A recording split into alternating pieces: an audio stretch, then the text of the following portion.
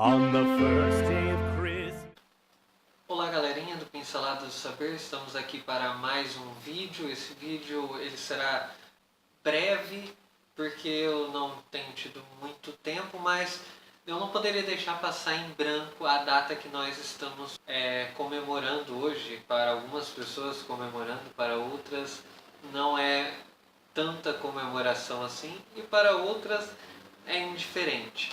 Mas aqueles que professam de alguma forma a fé cristã ou sobretudo a fé protestante hoje comemoram 499 anos que aconteceu aquele evento marcante na história da Igreja Cristã, onde Martinho Lutero, frade católico, pregou na porta da igreja de Wittenberg, na Alemanha, suas 95 teses que criticavam a Igreja Católica Apostólica Romana. Esse é o evento ou acontecimento tomado pela historiografia tradicional que marca a ruptura entre a Igreja Católica Apostólica Romana e o protestantismo.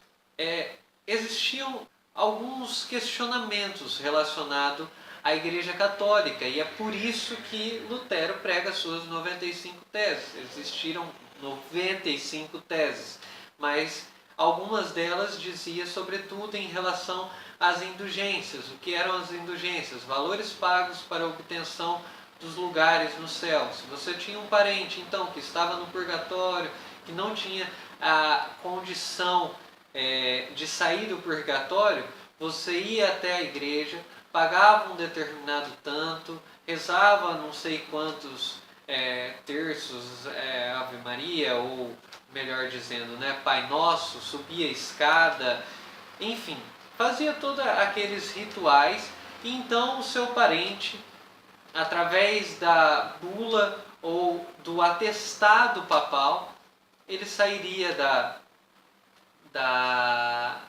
então o seu parente ele sairia do purgatório para o reino dos céus. Então você conseguia comprar algo espiritual nesse período. Também tinha a questão do questionamento do poder e da riqueza da igreja, porque sendo a igreja tão rica não ajudava aos pobres, porque sendo a igreja portadora de tanto poder não fazia algo relacionado à sociedade, porque não doava o seu dinheiro aos mendigos ou às pessoas necessitadas. Também tinha a prática da simonia, que era a venda de objetos sagrados, de objetos como lasca da cruz de Cristo, pedaços de ossos dos apóstolos, que eram vendidos. E no final das contas tem até um documentário que mostra que um dos ossos, que era tido como osso de Judas ou de Pedro, não lembro agora qual dos dois personagens, foi comprovado depois de séculos. A arqueologia conseguiu provar que aqueles ossos eram muitas vezes de galinha, de bode, enfim, e era tido como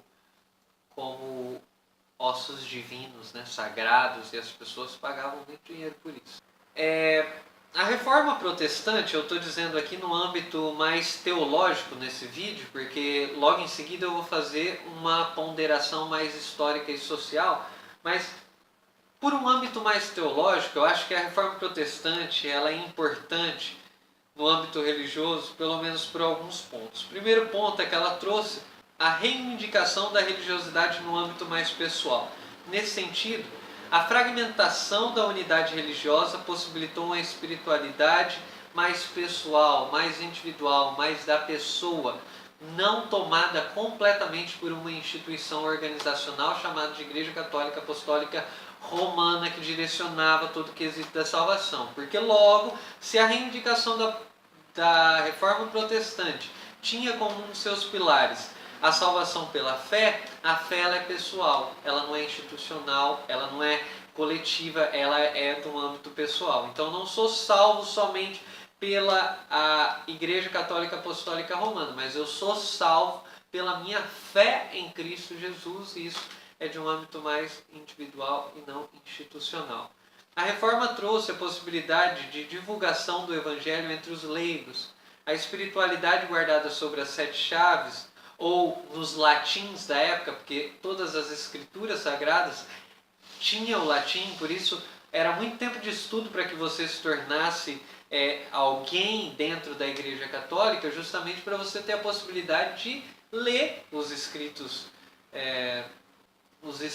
sagrados. Isso perdurou até mesmo quando nós tivemos a colonização brasileira. Durante muito tempo as missas eram rezadas em latim e o povo entendia muito pouca coisa e as missas eram rezadas dessa forma.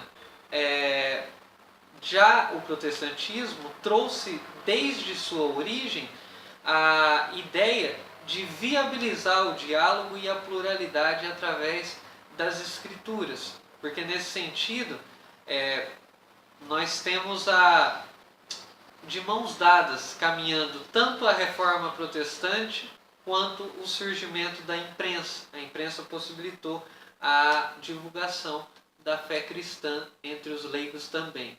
Todos a partir daquele momento poderiam ter um exemplar do cânon sagrado, era uma possibilidade. Terceiro lugar, a reforma protestante é um marco na espiritualidade cristã porque coloca sobre o chão a idolatria sobre a tradição. A tradição muitas vezes vem revestida de sacralidade. Isso inviabiliza o diálogo e a pluralidade. Nesse sentido, questionou-se a principal instituição do momento. Isso foi um feito grandioso e revolucionário até certo ponto. Então, eu só gostaria de deixar um recado, porque eu acho que a reforma protestante ela traz implícita nela, a comemoração desse dia traz implícita nela uma mensagem para nós. E quando eu digo nós, eu digo aqueles que praticam e que são protestantes, né? Numa abordagem mais teológica, diria que a reforma protestante nos dias atuais vem nos lembrar daquilo que realmente o cristianismo deveria ter se tornado. Uma mensagem atual e contemporânea, na medida em que a palavra ou as escrituras sagradas deveriam se fazer nova todos os dias. Infelizmente, a reforma é a única saída, naquele momento foi a única saída, e talvez em nosso dia seja a única saída, para uma igreja que torna-se obsoleta em suas ponderações. Uma igreja que se perde na idolatria do passado, antiquária, e literalmente um peixe fora d'água para os tempos atuais. A reforma vem nos lembrar que todo sistema tende a ruir, sem pluralidade, sem diálogo e sem relacionamento. Era isso que o cristianismo havia se tornado naquele momento. Uma instituição massificadora, opressora e fora de seu tempo.